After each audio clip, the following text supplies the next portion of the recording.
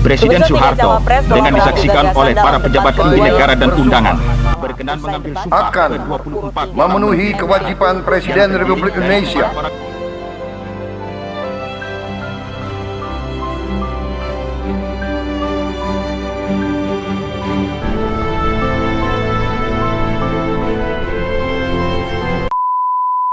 Baik, di sini saya akan menjelaskan tentang persamaan dan perbedaan pemilu tahun 1955 dan juga tahun 2024.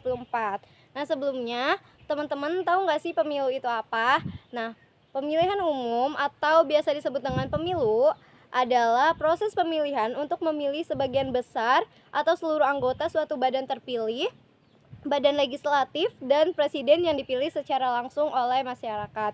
Nah, di sini ada persamaan pemilu tahun 1955 dan tahun 2024. Nah, persamaannya itu sama-sama memiliki tujuan yang sama, yaitu memastikan bahwa proses pemilihan umum secara adil dan transparan serta memberikan kesempatan yang sama bagi setiap warga negara yang menentukan hak pilihnya. Nah, ada juga perbedaan pemilu tahun 1955 dan tahun 2024. Yang pertama, dapat dilihat dari pemilihan. Pada pemilu tahun 1955 memilih anggota DPR dan konstituante, sedangkan pemilu tahun 2024 memilih anggota DPR, DPD, DPRD, dan presiden serta wakilnya.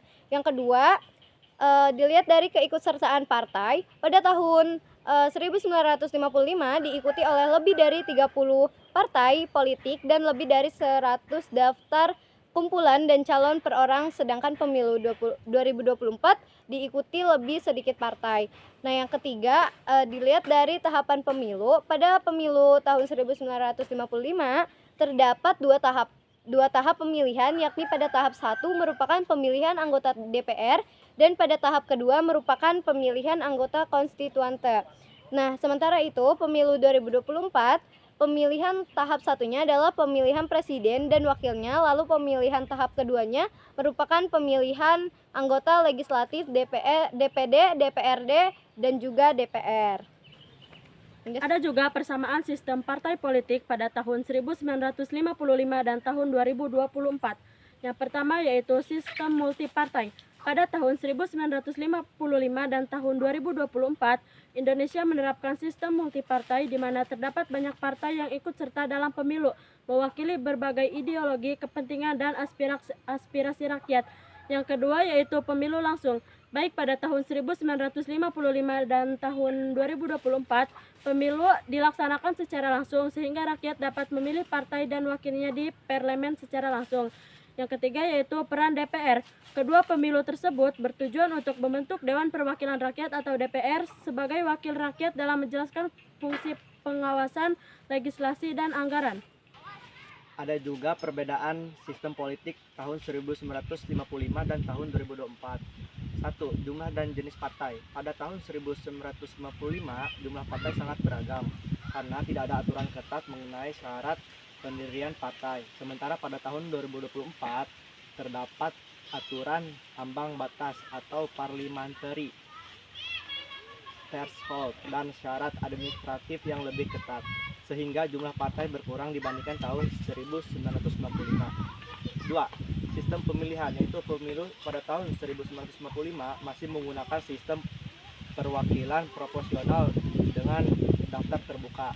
Sedangkan pada tahun 2024 selain menggunakan sistem proporsional juga terdapat aturan tambahan seperti ambang batas parlemen dan syarat minimal dukungan bagi partai atau calon presiden. Nah, yang ketiga yaitu situasi politik.